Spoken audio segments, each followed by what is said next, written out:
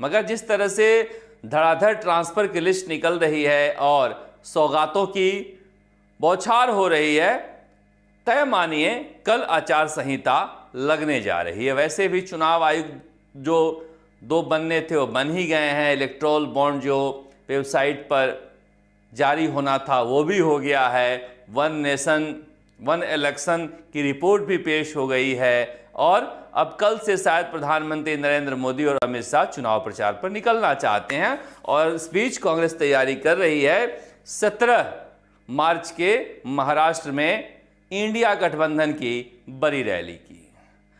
अब राजस्थान में जिस तरह से चुनाव लड़ा जाना है या चुनाव लड़ा जाएगा, देखिए कल भी एक टेलीविजन चैनल का मैं देख रहा था सर्वे, सारे चैनल 25 के 25 दे रहे हैं, मगर क्या जीत के प्रति आश्वस्त हैं इसलिए टिकट को होल्ड किए हैं 5 टिकटों को, और कांग्रेस में क्या कोई टिकट लेने वाला नहीं है, या फिर लोग चाह रहे हैं कि भले ही हार जाए हमारे खेमे के मिले इसलिए टिकट होल्ड किए गए हैं। क्योंकि 4 महिलाएं हैं, उनमें से 3 को टिकट मिलना है। हर्षनी कुल्हड़ी का नाम आ रहा है झुंझुनू से, राखी राठौड़ का नाम आ रहा है जयपुर ग्रामीण से, अलका गुजर का नाम आ रहा है टोंक सवाई माधोपुर से, और अर्चना मीणा का नाम आ रहा है दौसा से। अब इन चारों में से कहा जा रहा है कि एक नाम और हो सकता है करौली धौलपुर से किसी बैरवा का, कि दलित जात से भी एक महिला को देना चाहते हैं प्रधानमंत्री। अब इन 5 में से 3 महिलाओं को टिकट मिलना है, 2 का नंबर कटना है, और यही 5 सीटें हैं जिसे लेकर यहाँ पर चर्चा खूब चल रही है कि किन सीटों पर कितनी महिलाएं होंगी। 3 महिलाएं तो होंगी ही इन 5 में से, 2 पर कौन पुरुष हो सकते हैं, भिलवाड़ा भी और टोंक सवाई माधोपुर भी, या फिर जयपुर शहर भी बीजेपी के नेताओं के नज़र में है। अब 2 वरिष्ठ जो नेता हैं राजेंद्र राठौड़ और सतीश पूनिया अजमेर, राजसमंद और जयपुर ग्रामीण पर नज़र लगाए हुए हैं। राजसमंद और जयपुर ग्रामीण पर नज़र लगाए हुए हैं राजेंद्र राठौड़ और सतीश पूनिया अजमेर और जयपुर ग्रामीण पर। राजसमंद में कोई कह रहा है कि मानवेंद्र सिंह का नाम चल रहा है, कोई कह रहा है कि कालवी साहब के बेटे का नाम चल रहा है, कोई कह रहा है राजेंद्र राठौड़ वहाँ से लड़ना चाहते हैं। तो इन दोनों नेताओं को लेकर भी बीजेपी में पेंच फंसा हुआ है, इसलिए फैसला टलता जा रहा है। डॉक्टर किरोड़ीलाल मीणा दिल्ली दरबार में खूंटा गाड़े हुए हैं कि गुजर और मीणा का वोट चाहिए तो हमारे पसंद का टिकट दीजिए। अब पता नहीं डॉक्टर साहब की सुनवाई कितनी हो पाती है, मगर कांग्रेस में गोविंद मेघवाल ने जिस तरह से बयान दिया है कि मैं अभी अभी हारा था, मैं चुनाव नहीं लड़ना चाहता था, मगर कार्यकर्ताओं ने, नेताओं ने कहा कि आप लड़िए तो मैं लड़ लिया। ये उनका बयान इकलौता नहीं है। राजस्थान में कहीं भी चले जाइए, कोई भी नेता चुनाव नहीं लड़ना चाहता। अब अशोक चांदा का सिंगल नाम गया था कोटा से, वो चुनाव नहीं लड़ना चाहते हैं। झालावाड़ से प्रमोद जैन भाया का नाम गया था, वो चुनाव नहीं लड़ना चाहते हैं। अजीब सी स्थिति हो गई है। सीकर में गोविंद सिंह डोटासरा चुनाव नहीं लड़ना चाहते हैं। बाकी अशोक गहलोत, सचिन पायलट का तो आपने देख ही लिया। भंवर जितेंद्र सिंह बड़ा नेता है मगर चुनाव नहीं लड़ना चाहते हैं। वहाँ पर एक अलग ही मोर्चा खुल गया है। करण सिंह यादव कह रहे हैं कि हमारा करियर खत्म कर दिया भंवर जितेंद्र सिंह ने, और संदीप यादव कह रहे हैं कि धोखा दिया है भंवर जितेंद्र सिंह ने। अब पता नहीं, यदुवंशियों की एक अलग राजनीति चलती है।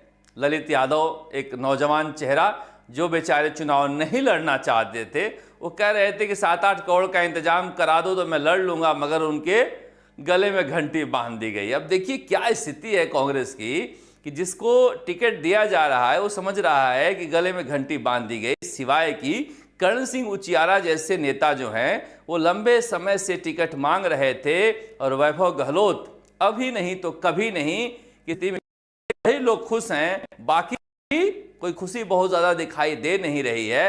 अब अनिल चोपड़ा जैसे नेता इतने साल से संघर्ष कर रहे हैं, तो जयपुर ग्रामीण से वो चाह रहे हैं मुरारी लाल मीणा भी चुनाव लड़ेंगे तो केवल सचिन पायलट के कहने पर लड़ेंगे। अब नरेश मीणा चुनाव लड़ना चाहते हैं, मगर वह एक अजीब कहानी है। जब सब नहीं लड़ना चाहते हैं तो नरेश मीणा को दौसा लड़ा लो, नहीं मन कर रहा है तो झालावाड़ लड़ा लो कहीं। जब ये बड़े नेता नहीं लड़ना चाहते हैं तो एक बड़ा मौका है कि नौजवानों को टिकट दे दो, वो लड़ लेंगे। अब कांग्रेस की सारी उम्मीदें जाट वोट बैंक पर फंसा हुआ है। हनुमान बेनीवाल को लेकर कभी हाँ कभी ना, कभी हाँ कभी ना होता जा रहा है। ये समझ में नहीं आ रहा है। मुझे लग रहा है कि हनुमान बेनीवाल को अब छोड़ देना चाहिए, कांग्रेस से पूछ लेना चाहिए। वो एक सम्मानित नेता हैं, इस तरह से उनके बारे में चर्चा होना ठीक नहीं है कि वो लगातार कांग्रेस के नेताओं को फ़ोन कर रहे हैं कि हमारा कोई पटरी बैठा दो। इतना भी नहीं झुकना चाहिए। ठीक है, सितारे गर्दिश में हैं, कल फिर उड़ान भरेंगे। चूरू में आज देख रहा था मैं, राहुल कसवा अपने 10 साल के कामकाज का हिसाब दे रहे थे। मुझे लग रहा है कि 10 साल के कामकाज पर वो चुनाव लड़ेंगे तो फिर ये बीजेपी के पक्ष में चला जाएगा, क्योंकि ये सारे कामकाज बीजेपी के सांसद होने के नाते उन्होंने किया है। इसलिए मुझे लग रहा है कि राहुल कसवा को अपना इमोशनल फैक्टर ही काम में लेना चाहिए। मगर वहाँ पर भी देखिए, बहुत सारे नेता हैं, वो चाहेंगे या नहीं चाहेंगे, कृष्णा पुनिया कितना साथ देती हैं या वे बलवान पुनिया कितना साथ देते हैं, ये सारे फैक्टर वहाँ काम करेंगे। हालांकि हमारे जो रिपोर्टर हैं चूरू के विजय, वो कह रहे हैं कि अभी भी बीजेपी के पास जाटों का एक बड़ा समर्थन है वहाँ। ऐसा नहीं है कि सारे जाट एक तरफ चले गए हैं राहुल कसवा के साथ। वो सीट आसान दिखाई दे रही है इमोशनल लेवल पर, क्योंकि कांग्रेस ने बहुत सारी सीटें इमोशनल ग्राउंड पर जीती हैं उपचुनाव में, इसलिए उम्मीद ज़्यादा लग रही है। मगर फिर भी चूंकि ये लोकसभा चुनाव है, वोटिंग का पैटर्न अलग होता है, इसलिए बड़ी सावधानी से लड़ना पड़ेगा राहुल कसवा को। इस कमजोर परिस्थितियों में बार बार कहता हूं मैं कि जैसे अशोक गहलोत कहते हैं कि जोधपुर में कोई इमरजेंसी में टिकट नहीं लेना चाह रहा था, तो मैं जाकर कहा कि मुझे दे दो, मैं लड़ लूंगा, और मैं चुनाव हार गया मगर नेता बन गया। तो कांग्रेस के लिए एक बड़ी अपॉर्चुनिटी है, बड़ा मौका है कि कम से कम नेता बना ले। कई नौजवान हैं, वो नेता बन जाएंगे, एक बार आजमा लो। जैसे अभिमन्यु पुनिया को आजमाया सचिन पायलट ने, तो कम से कम एक नेता तो बन गए। मगर पता नहीं, कांग्रेस में हारने के लिए भी अपने अपने गुट के लोग टिकट मांग रहे हैं। ये अजीब ही कहानी है। उधर अब कहा जा रहा है कि कल आचार संहिता लगने के बाद 16 या 17 या 18, 16, 17, 18 इन 3 दिनों में कांग्रेस और बीजेपी दोनों की ही सभी बाकी बची सीटों के नाम की घोषणा हो जाएगी।